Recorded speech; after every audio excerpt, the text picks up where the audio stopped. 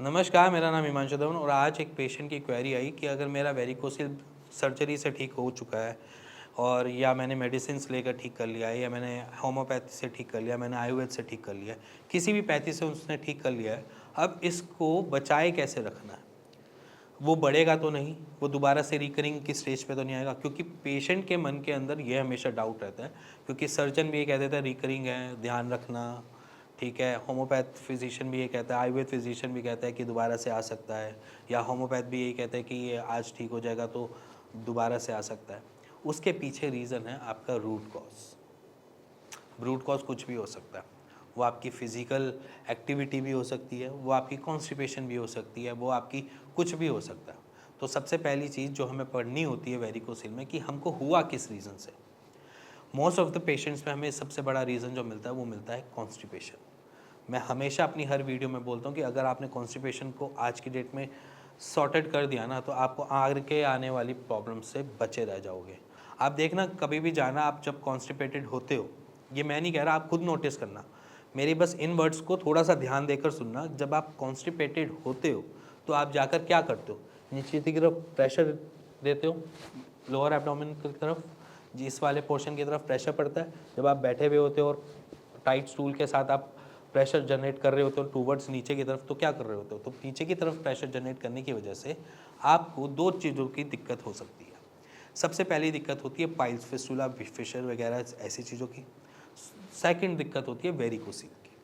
दोनों में ही एनगॉजमेंट है। अगर आप नोटिस करोगे, दोनों में ही एनगॉजमेंट है। वो आपके एनल सेक्शन पे है और वो आपके स्क्रोटम सेक्शन पे है।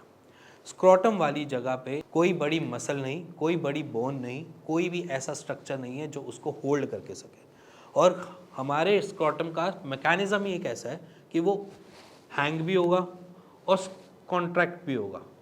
मतलब कि कॉन्ट्रैक्शन भी आएगी उसमें और लटकन भी आएगी। और जब ये दोनों चीज़ें आती हैं तो उसमें क्या होगा कि उसका एक इंडिविजुअली अपना एक सपोर्ट सिस्टम बना हुआ है, जिसकी वजह से वो आपको एक इजी टारगेटेड प्लेस मिल जाती है किसी भी प्रेशर जनरेटेड एरिया के लिए। अब वहाँ पर आर्टरीज के फ्लो को गड़बड़ी नहीं मिलती ज़्यादातर, वहाँ पर मिलती एग्जिट वाली जगह पर। क्योंकि जब आप नीचे की तरफ स्ट्रेंथ दे रहे होते हो ना, तो हम क्या कर रहा होता है कि वहाँ पर बार बार इम्पैक्ट आता है किसी एक वेन पे। मान लीजिए एक वेन पे बार बार इम्पैक्ट आ रहा है प्रेशर पड़ने की वजह से, वो ऐसे ऐसे कंप्रेस हो रही है या उसके ऊपर धीरे धीरे अटैक्स चल रहे हैं। अब वो धीरे धीरे अटैक वो आज झेल रहा है, कल झेल रहा है, परसों झेल रहा है, तरसों झेल रहा है, वो महीनों झेल लेता है, वो सालों झेल लेता है।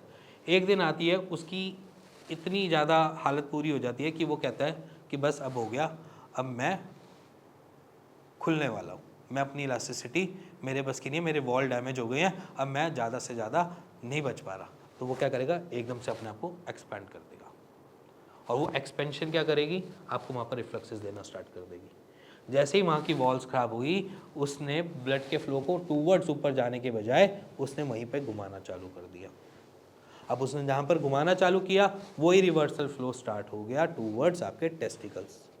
अब जब वो टूवर्ड्स टेस्टिकल्स चालू हो गया, तो उसने क्या किया कि मेरे को एंट्री तो सही मिल रही थी, अब वहाँ पर एग्जिट ही खराब हो गई। अब जब मान के चलो किसी भी एक मेट्रो में भी चलते हो या किसी भी एक उसमें चलते हो, जब तक आपके पास एग्जिट के गेट नहीं खुलेंगे तो ओवरलोड ही तो बढ़ता जाएगा उसके अंदर। वही सेम सिचुएशन आ गई और उस केओस के अंदर आपके टेस्टिकल्स न्यूट्रिशन गैदर नहीं कर पाते, या टेस्टिकल्स अपनी एनर्जी को कंज्यूम नहीं कर पाते, अपने फूड को कंज्यूम नहीं कर पाते। ये सारी चीज़ें ना मिलने की वजह से उसने आपको इम्पैक्ट देना स्टार्ट कर दिया। अब जहाँ पर उसकी वॉल ख़राब हुई थी, वहाँ पर उसने आपको इन्फ्लेम्ड किया, दर्द दिया, दर्द के साथ रिवर्सल फ्लो आया, उसने आपकी इनफर्टिलिटी कॉज करी, और इनफर्टिलिटी कॉज करने के बाद उसने आपको स्पर्म काउंट लो दिए, और स्पर्म काउंट लो होने के बाद मोटिलिटी ख़राब होने के बाद, मॉर्फोलॉजी ख़राब होने के बाद आपको इम्पैक्टेड मिलना चालू हो गया वेरिकोसील का। तो सिंपली कॉन्स्टिपेशन आपके एब्डोमिनल के प्रेशर को बार बार हिट होने की वजह से, आपकी वेन्स डैमेज या उसकी वॉल डैमेज होने की वजह से हमें वेरिकोसील का दिक्कत मिलती है। तो सिंपल, आप अपनी कॉन्स्टिपेशन को हील करके रखो परमानेंटली, चाहे आपने सर्जरी कराई हो, चाहे आपने होम्योपैथ ट्रीटमेंट लिया हो, चाहे आपने आयुर्वेद ट्रीटमेंट लिया हो और आप हील हो चुके हो, तो उसके बाद आप अपने कॉन्स्टिपेशन या जो आप फिजिकल एक्टिविटी ऐसी कोई ना करो, जैसे कि रनिंग, साइकिलिंग, दोबारा से वैसे वाली एंडोरेंस पे मत लेकर जाओ जिसकी वजह से वो दोबारा से इम्पैक्ट हो सके। क्योंकि जब आप उस जगह को हील कर भी लेते हो ना, तो वहाँ पर वो वैसे वाली हील नहीं मिलती। मान लीजिए अगर आपका कभी कोई बोन टूटी है या कोई भी ऐसी कोई जगह जख्म हुआ है, तो उसका भी स्कार रहता है। तो वो जब हील भी हो जाता है ना, तो वहाँ पर उसकी इलास्टिसिटी ऑलमोस्ट ख़राब हो चुकी है। अभी वहाँ पर सिर्फ और सिर्फ कोई भी ट्रीटमेंट आपके ब्लड के फ्लो को बेटर कर सकता है, और सर्जरी में वो वाली वेन ही हटा दी जाती है, क्योंकि बाकी वेन उसका लोड ले लेती है। सिंपल तरीके से ये इम्पैक्ट होता है। तो जहाँ पर आप आयुर्वेद या होम्योपैथ ट्रीटमेंट लेते हो, वो उस जगह को हील कर देता है, बट वो इस लेवल का हील नहीं कर पाता कि वो इलास्टिसिटी दोबारा ना खोल पाए। जैसे कि पेशेंट्स बहुत सारे हमारे पास आते हैं जिन्होंने माइल्ड और फर्स्ट ग्रेड के वेरिकोसिल को 2-2 महीने, 1.5 महीने के अंदर रिकवरी कर ली। अब उन्होंने 2-2, 1.5 महीने के अंदर रिकवरी तो कर ली, बट अब उनकी पूरी जर्नी जो रहेगी टिल डेथ, वो ऐसी रहेगी कि वो उसको सिक्योर करके रखे, अपने आप को कॉन्स्टिपेशन ना होने दे, अपनी लाइफस्टाइल को इतना बेटर बना ले कि वेरिकोसिल कभी उस पर इम्पैक्ट ही ना करे। ये सारी की सारी चीज़ें जो होती है फिर लाइफस्टाइल से जुड़ जाती है। चाहे आप सर्जरी भी करा लोगे ना, तो सर्जरी के बाद भी रिकरिंग आती है। तो अगर आप सर्जरी करवाने के बाद भी अपनी इन सारी चीज़ों को नोटिस करना चालू कर दोगे कि आपकी बॉडी किस तरीके से एक्ट कर रही है, तो आप शायद अपने वेरिकोसिल में दोबारा कभी जाओगे ही नहीं। तो simple, constipation, cycling, running, gymming, कुछ भी आप ऐसा कुछ कर रहे हो जिससे आपको इम्पैक्ट बार बार मिल सकता है, वो वाली चीज़ों को आप कम करना चालू कर दो या ना करना चालू कर दो।